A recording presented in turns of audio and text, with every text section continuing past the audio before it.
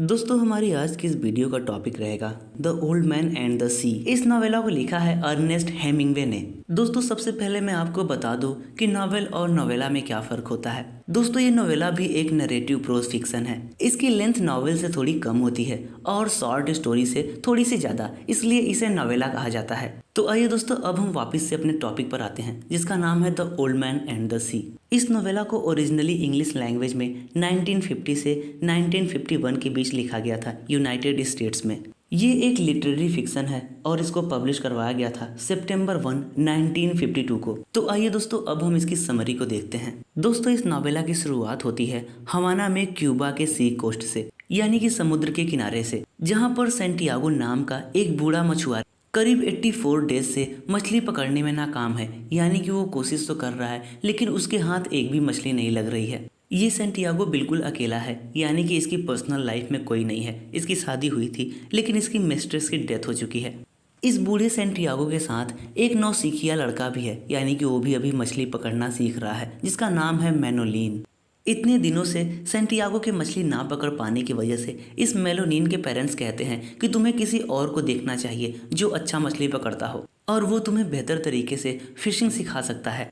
लेकिन ये मैनोलिन सेंटियागो को पसंद करता था, इसलिए उसका साथ नहीं छोड़ता है। मैनोलिन हर दिन सेंटियागो को हेल्प करता था बोट को ओशन में उतारने के लिए, ताकि ये सेंटियागो फिशिंग कर सके। मैनोलिन को सेंटियागो के बुढ़ापे की भी चिंता होती थी, इसलिए वो उसके लिए खाना लाता था और पहनने के लिए कपड़े भी। इसके बदले में ये सेंटियागो मैनोलिन को अच्छी कहानियां सुनाता था। उसकी ये कहानियां बेसबॉल लेजेंड्स के बारे में होती थी। इसके अलावा सेंटियागो अपने जवानी के दिनों में अफ्रीका के अंदर फिशिंग के एक्सपीरियंस को भी शेयर करता था मैनोलिन के साथ। अफ्रीका के बीच पर सोते टाइम ये सेंटियागो हर एक रात को लायन यानी कि शेर का सपना देखता था और फिर सुबह होते ही वो मैनोलिन के घर जाता था उसे जगाने के लिए। और फिर सुबह से वो सेंटियागो और मैनोलिन दोनों लोग सी कोस्ट पर आ जाते थे फिशिंग के लिए। अब 85th डे की सुबह मेलोनिन हेल्प करता है सेंटियागो को ताकि वो अपनी बोट को समुद्र के अंदर लॉन्च कर सके मछली पकड़ने के लिए। सेंटियागो अपनी बोट को लेकर काफी गहराई में चला जाता है। अब इस गहराई में वो मछली पकड़ने की कोशिश करता है। सेंटियागो इस जगह पर करीब हफ्तों से मछली पकड़ने की कोशिश कर रहा था और उसको यकीन भी था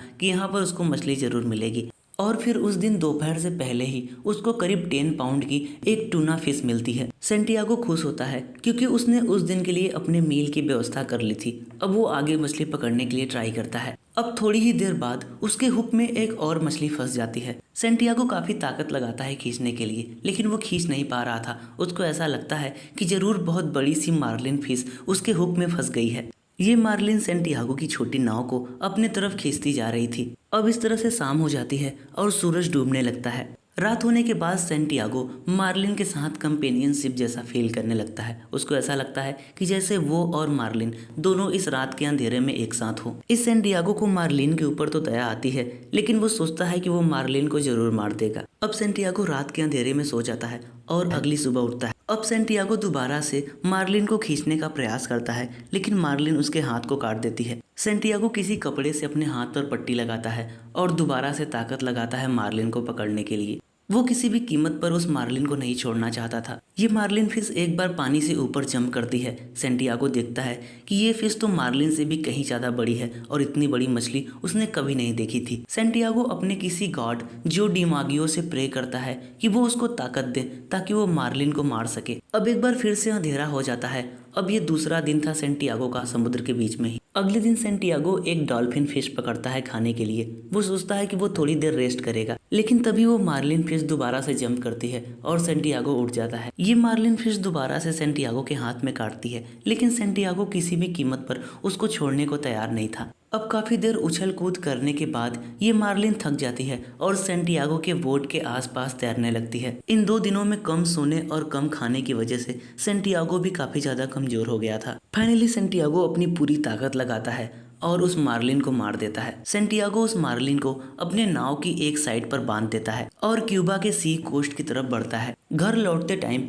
कई सारी शार्क मछलियां सेंटियागो के बोट पर हमला कर देती हैं। ये सभी शार्क मछलियां मार्लिन को खाना चाहती थीं। सेंटियागो उन सभी शार्क मछलियों से बहुत देर तक लड़ता है, कई सारी मछलियों को मार भी देता है, लेकिन वो फिर भी मार्लिन को बचा नहीं पाता। ये सभी शार्क मछलियां उस बोट पर हमला करके उस मरी हुई मार्लिन के सारे मांस को खा जाती हैं और छोड़ती हैं तो बस उसका स्केलेटन यानी कि हड्डियां। सेंटियागो किसी तरह से किनारे पर पहुंचता है। वो देखता है कि सभी लोग सी कोस्ट पर सो रहे हैं। वो मार्लिन के स्केलेटन को अपने नाव में ही बंधा हुआ छोड़कर अपनी झोपड़ी में सोने चला जाता है। अगले दिन मैनोलिन आता है। वो सेंटियागो को सोता हुआ देखता है। वो बहुत खुश होता है कि सेंटियागो लौट आया है, लेकिन मैनोलिन अचानक से घबराकर चिल्ला उठता है जब वो देखता है कि सेंटियागो के हाथ में कट लगा हुआ है। मैनोलिन सेंटियागो को कॉफी पीने के लिए देता है और कहता है कि मुझे परवाह नहीं कि मेरे पेरेंट्स क्या कहते हैं, मैं तुम्हारे साथ ही फिशिंग करूंगा। अब दोस्तों उस सी कोस्ट पर बहुत सारे मछुआरों और वहां पर आए हुए टूरिस्ट लोगों की भीड़ लग जाती है उस मार्लिन फिश के स्केलेटन को देखने के लिए। बहुत सारे लोगों का ऐसा भ्रम था